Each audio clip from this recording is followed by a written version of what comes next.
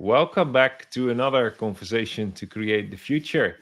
And my name is Ryan Visser, and today I talk chat with Mark Appleyard, and really happy to run this season. Actually, it's season two, episode 29, Wow. and we're going to be on the other side of episode 30, and it gives us some food over Christmas to think how to organize it next year.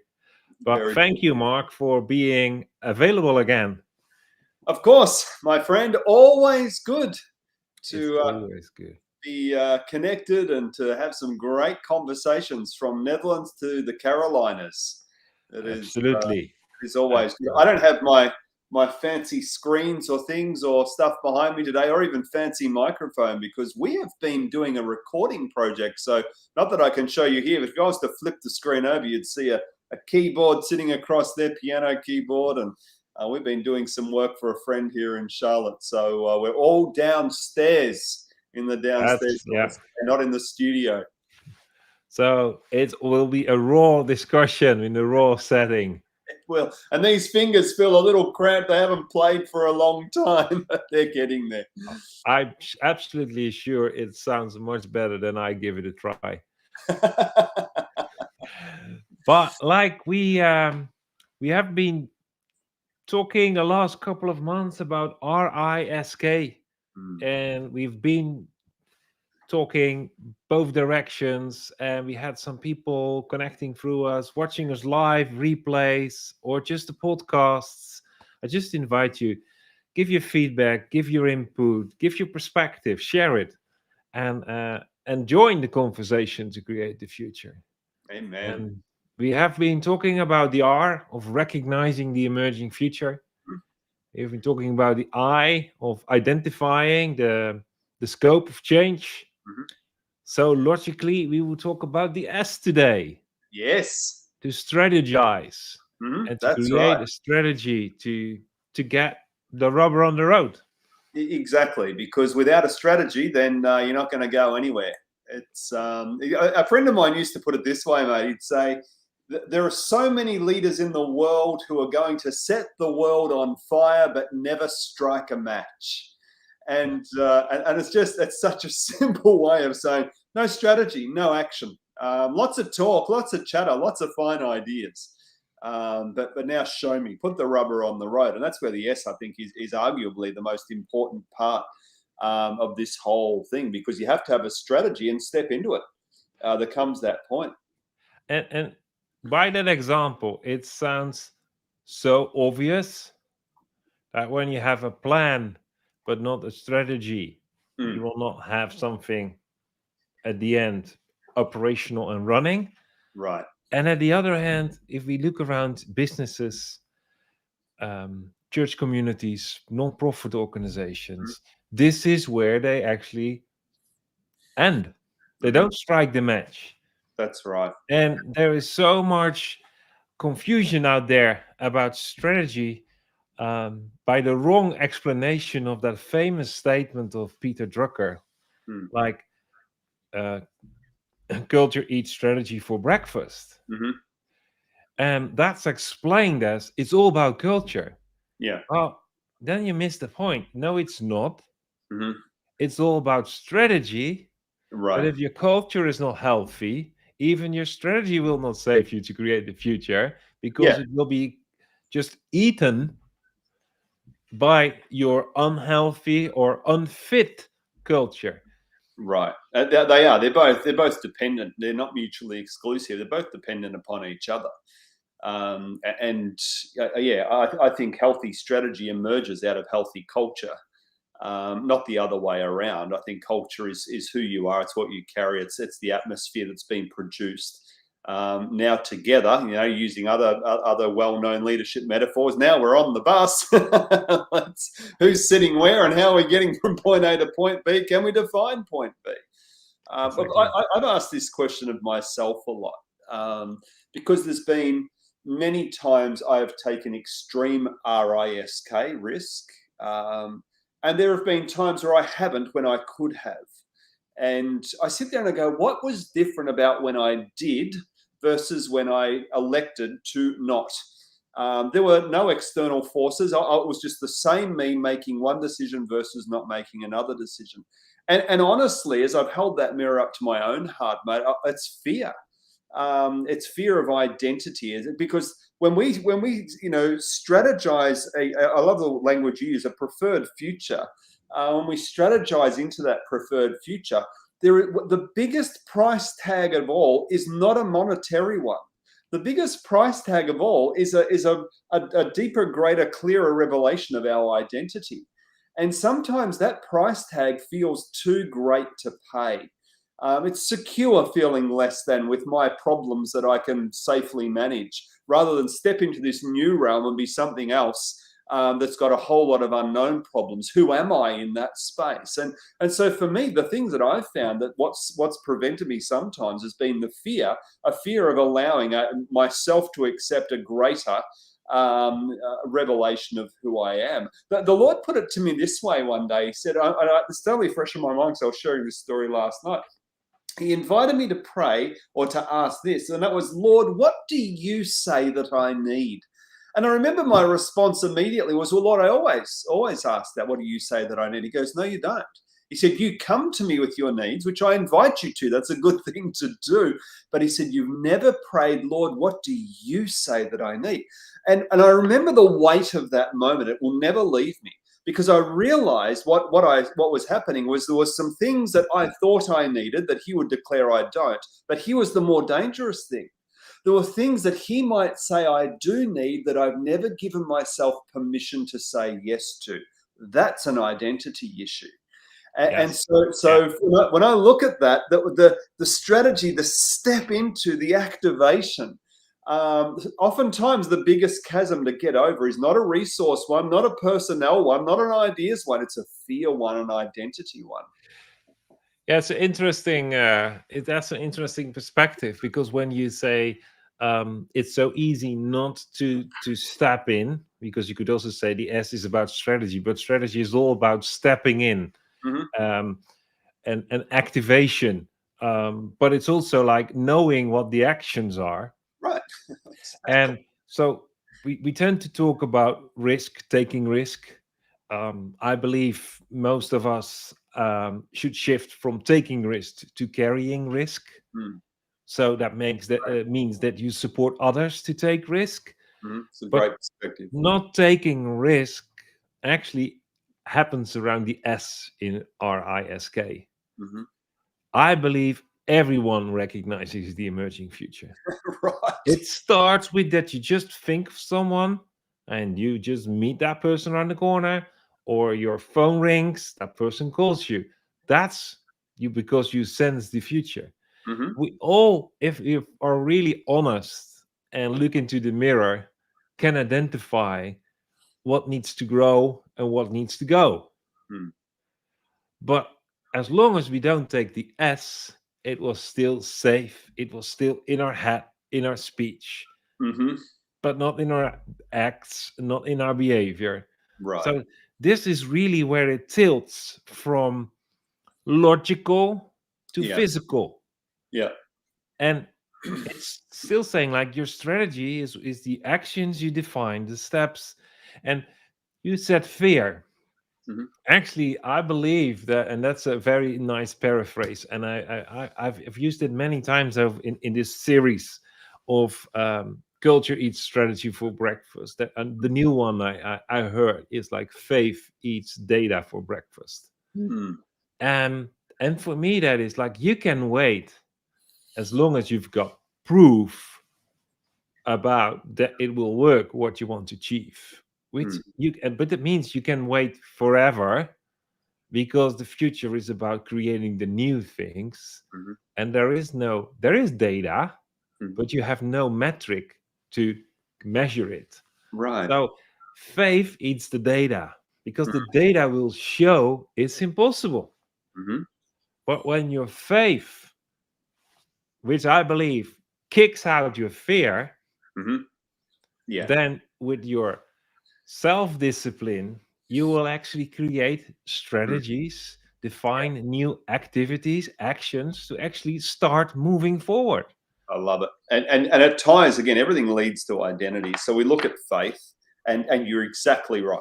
Faith is the resource of heaven. It's the currency of heaven. Here it is right there. It's, we've got faith now, this nebulous but yet, very tangible thing in some ways, because we know it when we've got it, we know it when we haven't. So it's tangible. So faith is not something we manufacture. We know it's a gift from God. Romans tells us about that. I can't just go down the store and buy a container of faith, because gosh, it would be great if we could. Doesn't work that way. So we look at faith, you go, how do I get more of it? So here's the S, and I've got to step into it, and I don't feel like I have the faith to step into that. And that's not an unrealistic, discovery to make. Some people have faith for things even now that I don't have faith for, but I have faith for things that others don't have faith for. So how do I get more of it so that I can have faith for things? Well, faith is something that is only not attainable. Faith is something that is held by belief. So I can't have more faith than I have belief, because belief is my container for faith. It holds my faith together. And I can never have more faith than I can have belief. But belief in what? Belief in who? Belief in Jesus, which is also belief in who I am. Well, then, okay, so if faith isn't the issue, faith is a byproduct, is a byproduct of my size of belief. The next question is, how do I believe more? That's probably another great question. And actually, that's not a hard question to answer. No, it's because not. that goes back to the R of recognizing the emerging future. Because everyone that thinks that he or she is human knows that faith comes by seeing. Right. Seeing it, or actually belief. Seeing is believing. Yes. And by recognizing it, it's the seeing. You can do that with the eyes of your heart. You can, because it's the future. So by seeing it and using your imagination, and give yourself permission to create an image out of it, a picture. Use your imagination. Your belief increases. And then during the identifying what needs to happen, you need to verbalize it, because faith comes by hearing. That's right. It's got to be spoken aloud, doesn't it? It's got to be. If you start to speak about what you see, then faith is increased and connected to that level of belief based on what you saw. Exactly right. So when we're looking then at a spiritual thing, when we look at the recognizing of the emerging future, the question we need to ask is, Jesus, where are you in this? Because if we see Jesus in this, now our belief in him increases. Now we've got the identity thing squared away. Romans 8:16 says, when our spirit joins with our spirit, when God's spirit joins with our spirit, it affirms that we are God's children. So there's the identity part, comes with the spirit to spirit connection. The spirit leads us into all truth. Jesus calls himself truth. So where does the spirit lead us? Leads us into Jesus. Here's the recognition that change is happening. Jesus, where are you in the change? We have an encounter with Jesus. Our belief increases. Now we've got more faith we can step into. So these pieces are exactly that. They're all interconnected. And often we look at one thing in isolation and go, well, I could never do that. Well, you're right. You never could, because it's all the parts working together. Well, it's believing or not believing. We all know that, we all use the expression, this feels like walking on water. Well, that's exactly what RISK is. It's walking on water, not as a fool, but actually recognizing, identifying, and then strategizing. But what you say, Mark, triggers for me the thought, before I start to strategize, I need to double check if I'm looking at it from the right angle, from the right perspective. Good. Very good. And when I think of the story in the Bible of walking on water, there are so many explanations. But the one thing that stands out for me is that Peter jumped out of the boat because he wanted to see it from the perspective of Jesus. He wanted to be where Jesus was in the story, and see it, and he ignored that he had to walk on water. So he got his perspective right, to see the situation from what was Jesus saying. And that actually connects to the story, the personal story you gave when you said that the Lord invited you, that was the word you used, Mhm. to ask him what he thinks you need. Yeah. Well, actually, that's the same thing. The Mhm. Lord invites you to look at from his side of the story, Yes. so see it. And I think that puts Mhm. that faith of Yeah. identifying and verbalizing it, connected to the belief of recognizing and seeing it, Mhm. into now it's the right angle. Yeah. Because there's And then we always see, more to see. There's always more to see.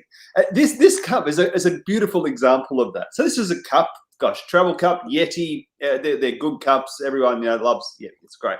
you sure it's a cup?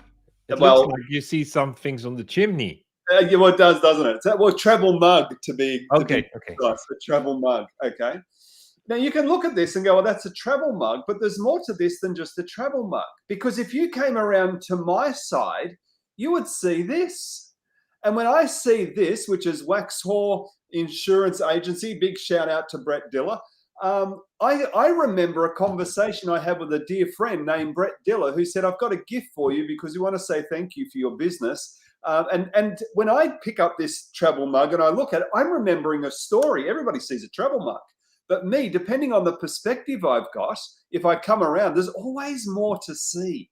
In this case, there's a story to see. Yes, there's a future, but a future without God involved is like just seeing a travel mug without the story. For me, the mug is there's a dozen cups I could get out of that cupboard every day, but I always go for this one because it just reminds me fondly of the story. And I pick it up and I drink, and you've seen me with it probably 100 times or more. And Julie has to scrub it out again because it gets all grimy because of the coffee build up and residue on it. But I'm not getting rid of this travel mug because it's got a story attached to it. And that's Yes. what the invitation is by God into the preferred future, into this thing that we've recognized, that we've identified, that now we strategize. It's a vehicle to intimacy with Him. He's inviting us deeper into the story. I had a fellow that I was connected with for a while, and the Lord had, well, let's just say this. He had been given at a very cheap price an extremely large amount of amazing real estate. This wasn't just a block of dirt. This was prime real estate. And he wanted to meet me for breakfast. I'd never met the man before, and we had breakfast. And he was quite a matter of fact person. He was a business guy, very successful in business. And anyway, so we've gone to breakfast, and I'm meeting him for the first time, having a conversation. He's telling me about himself. I said, "Why do we want to get together? I'm glad we are." He goes, "Well, I've got this block of land," and he said, "Honestly, I don't know what to do with it, and I don't even know why I've got it." And he's got all these ideas and this thing. He's trying to spitball and go, "Why? Why do you think?" And I just sat there and smiled. I said, "I know exactly why you've got it." He goes, "Why is that?" I said, "Well, I want to ask you some questions." I said, "I'm going to be direct because you're very direct." I said, "I'm going to be direct. Are you the smartest man in this city?" He goes, "No." I said, "Okay. The job that you got, you're really good at it. Are there better people even in this city that could do it?" He goes, "Ooh, yeah, I guess so." I said, "Okay. So you're not the smartest. You're not even the best at it." I said, "That's interesting." I said, "So that's a curious thing to think. Why would you get this block of land? If it had to do with how smart you were and how skilled you were in your field of expertise, then God would have given that to someone else. Why did He give it to you?" He goes, "I got no idea." I said, "I know the answer." He goes, "Well, I'm interested. Why did I get it?" I said, "Because He knows this is the perfect vehicle to take you to deeper places of intimacy with Him. As you explore why you've got it and you build the amazing things you're going to build on to impact this city." I said, "That's the purpose. Find Him in the middle of this deal." And now you've got the true meaning of it. And I think that's what we're talking about here as we strategize. Who are you looking for in the strategy? Look for Jesus, because it's the perfect thing that He's given you to take you to deeper places of intimacy. Yeah, and the other thing you mentioned, like the vehicle, and I remember when I just started my first business, one of my business partners, I think we were a few months in, he asked me, he said, "For what price would you sell the business?" And I remember that I thought, what a weird question. We haven't created anything substantial yet. Right. and I've and my primary reaction was actually for never, like, whatever they want to pay, I'm not going to sell this. This is mine. And and then I forgot that whole story. And now years ahead, like one of the participants in the masterminds we run, he he's an exit strategy consultant advisor, and he said one of the things that business owners, when they want to sell the business, find hard is not only why to sell it, but also to disconnect from Mm. it, so they keep something alive that is actually no longer alive or should have been handed on to the next one to take to the next level. Mhm. So talking with him offline, we came to this simple statement, like, actually, like, can you see from the start your business or your occupation or your busyness as the vehicle to Mm. get into the future, Mhm. to get to your future identity? Mhm. We love to talk nowadays about who are you, Mhm. and most people answer by what they do. But Mhm. then we say, no, it's not what you do that defines who you are. It's not even what you feel Mhm. or what you think that defines who you are. I know that's not really woke, but that is. But it's not about even who I am. Mm. It's who I can become. Mm. What's my next version? And I need my business. I need my occupation to get me there. Right. So back to strategy, I need to strategize how to upgrade, change, Mhm. move my vehicle Yeah. to get to what you say, for more towards where Jesus is. Mhm. And I would add to that to also become more like him, which actually translated in other language means like find out your next version. Mhm. There's so much coaching out there to become the best version of yourself. And I would say skip that coaching, because one day you will find out that you are the perfect version of yourself, but it's time to leave and go to the next level.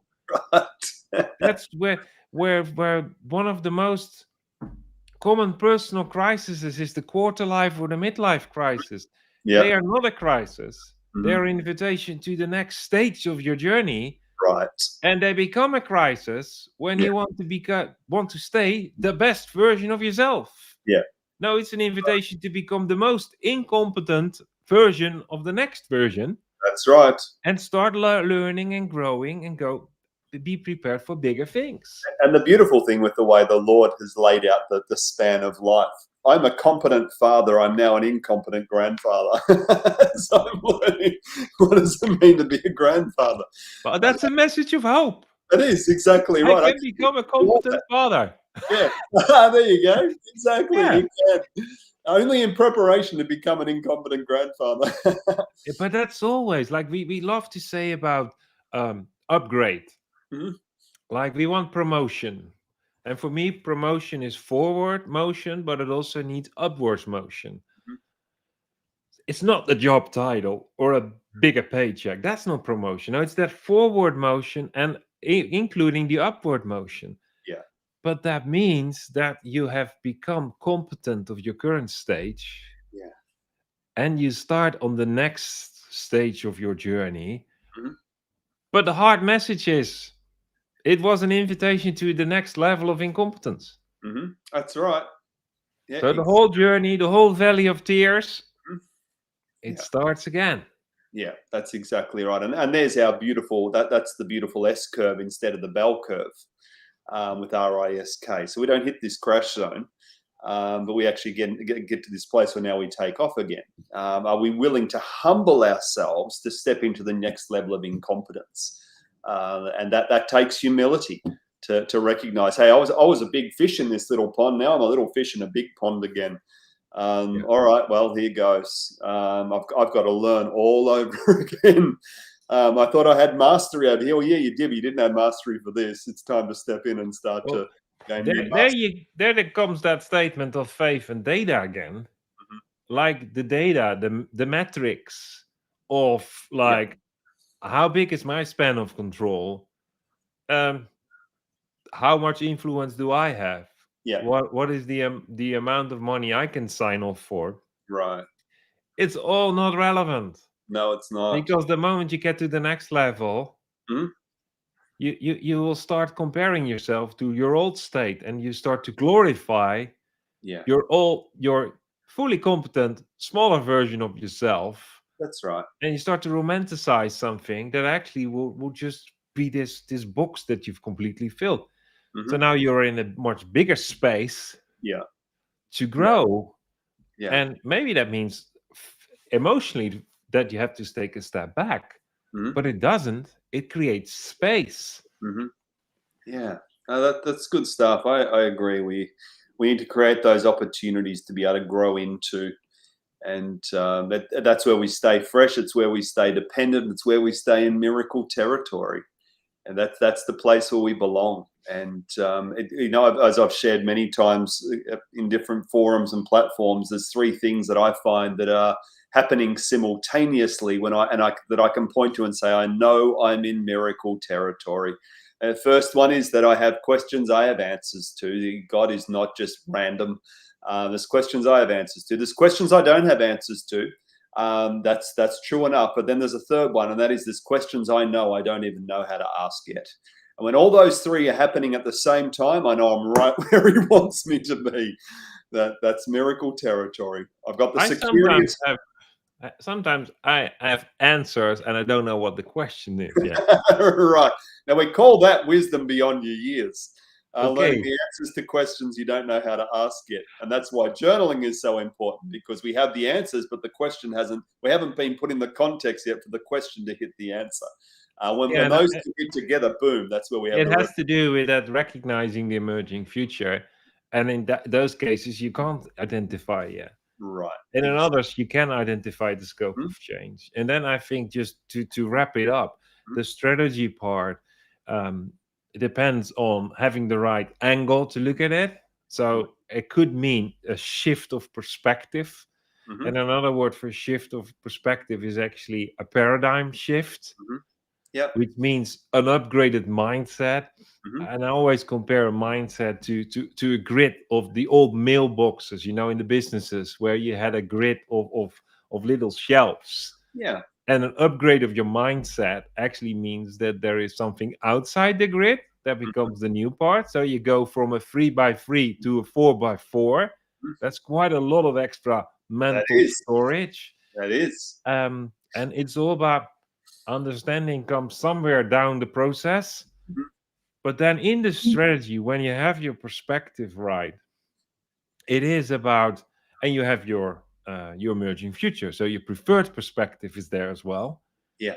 You can slowly start to um, use your skills, your senses, your Mhm. spiritual senses, your God given insights to see what would be the first step to take. Amen. Yeah. And That's good. you don't need to know the step beyond the step, No, that because is right.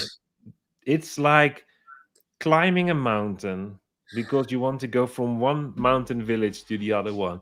Mhm. First, you need to find out, how do I get on top of the first mountain? On Yep. top of the first mountain, then I start to think about, how do I get to the other mountain? Before I see the other mountain, I'm not going to spend much time on. I don't need to know. I just need to know what the first step is. Yeah. That's And right. of course, I have the long perspective, the future perspective out there. So I take whatever I need with me, Yeah. but it will be like MacGyver. Mhm. You have to invent things, which actually means develop competencies Yeah. along the road Yeah. Yeah. to bridge that gap of impossible. Back in the 80s and 90s, a fellow by the name of Bill Eason coined the phrase strategic mapping. And he said the day of the strategic plan is long gone. And this is going back then. He was saying this kind of stuff, and he said the strategic map, that is the era that we are in, where we hoist sail. And he was using language of DNA and culture and things like that. But I think that was one of the wisest insights He said because, and he was using that, and he was drawing some spiritual parallels as well. And he said because oftentimes that we've got our strategic plan in place, by the time it takes us to get it in place and pull the trigger, he said, Holy Spirit's moved on to this thing over here. We go, hang on, come back over here and bless this thing here. And he's going, well, I told you to do that 6-12 months ago. You didn't do it then. He took all this time to get it just right.